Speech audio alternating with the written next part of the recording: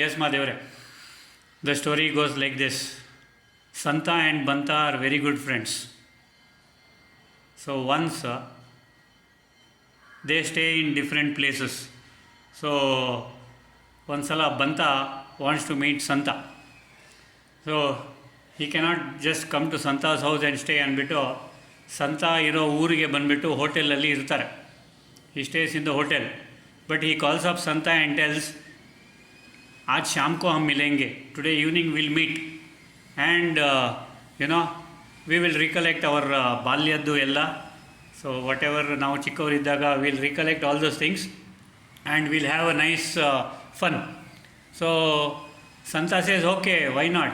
ನೀವು ಅಷ್ಟು ದೂರದಿಂದ ಬಂದಿದ್ದೀರಾ ಬೇರೆ ಊರಿಂದ, ನಾನು ಬರಲ್ವಾ? ನಾನು ಖಂಡಿತ ಬರ್ತೀನಿ ಅಂತ ಹೆಂಡತಿಗೆ ಮೊದಲೇ ಹೇಳ್ತಾನೆ. ಆಫೀಸ್ ಆದಮೇಲೆ ನಮ್ಮ ಬಾಲ್ಯ ಸ್ನೇಹಿತ ಬರ್ತಾನೆ, ಅವನನ್ನು ಭೇಟಿಯಾಗ್ಲಿಕ್ಕೆ ಹೋಗ್ತೀನಿ.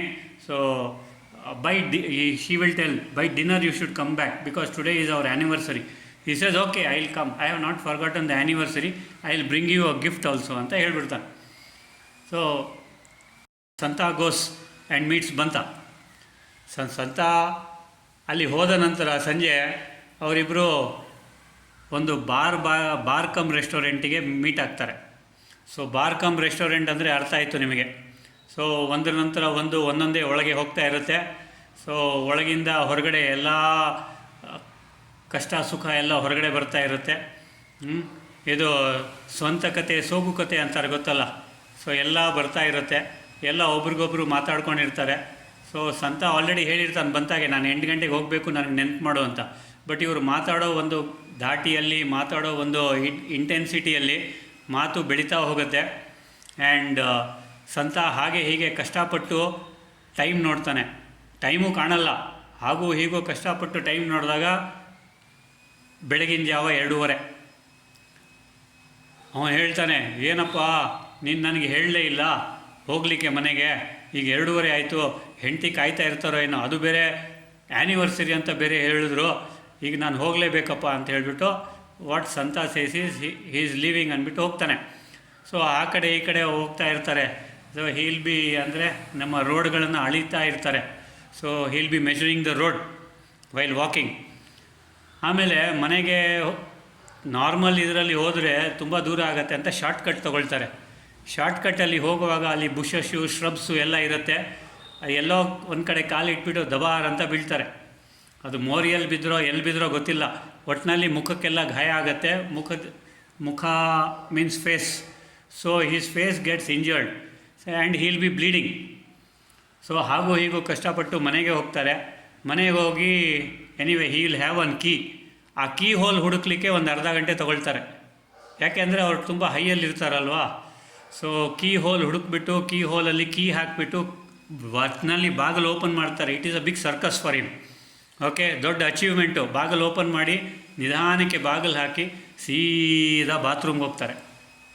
ಸೊ ಬಾತ್ರೂಮ್ಗೆ ಹೋಗಿ ಕನ್ನಡಿ ನೋಡ್ಕೊಳ್ತಾರೆ. ಮುಖ ತೊಳೆಯೋಣ ಅಂದರೆ ಮುಖಕ್ಕೆ ನೀರು ಹಾಕ್ತಾರೆ, ಉರಿತಾ ಇದೆ ಮುಖ. ಕನ್ನಡಿ ನೋಡಿದ್ರೆ ಅಲ್ಲಲ್ಲಿ ಗಾಯ ಆಗಿದೆ.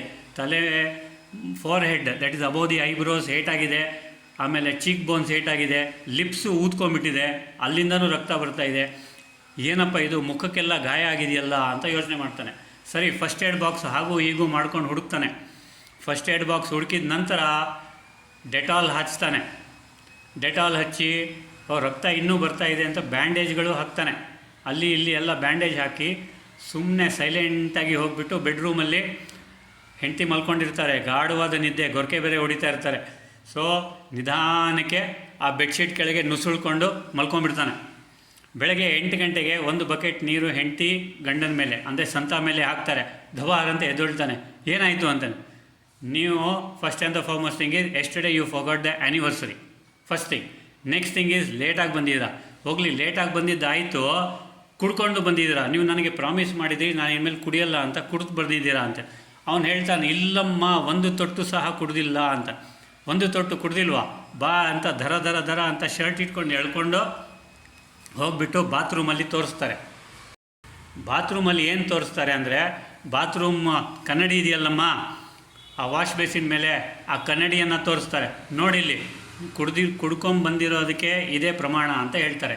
ಏನಾಗಿರುತ್ತೆ ಅಂತಂದರೆ, ಆ ಬಾತ್ರೂಮ್ ಕನ್ನಡಿ ಮೇಲೆ ಅಲ್ಲಲ್ಲಲ್ಲಿ ಡೆಟಾಲು, ಅಲ್ಲಲ್ಲಲ್ಲಿ ಬ್ಯಾಂಡೇಜ್ ಹಾಕಿರುತ್ತೆ. ಗೊತ್ತಾಯ್ತಾ? ಯಾರ್ಯಾರಿಗೆ ಅರ್ಥ ಆಯಿತು story? Okay, it is a lesson for all of us. Yes or no? What does this mean? ಕನ್ನಡಿಗೆ ಬ್ಯಾಂಡೇಜ್ ಹಾಕಿ, Bandage for the mirror image, sir. bandage for the mirror image, thinking that he is only Santa and he has put bandage for the mirror. Okay, that is good answer. But what does it mean? It is a lesson for us also. What is that lesson? ನಾವು ಹಾಗೆ ಇದ್ದೀವಿ ತಾನೆ?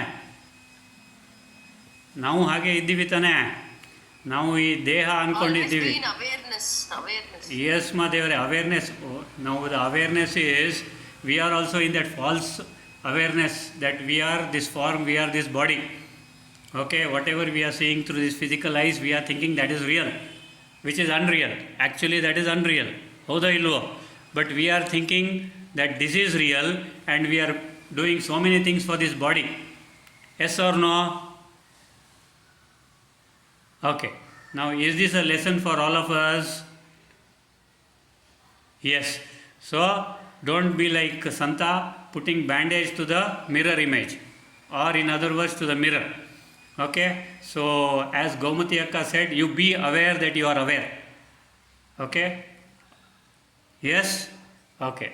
So, that was the story. Back to pranayama, please.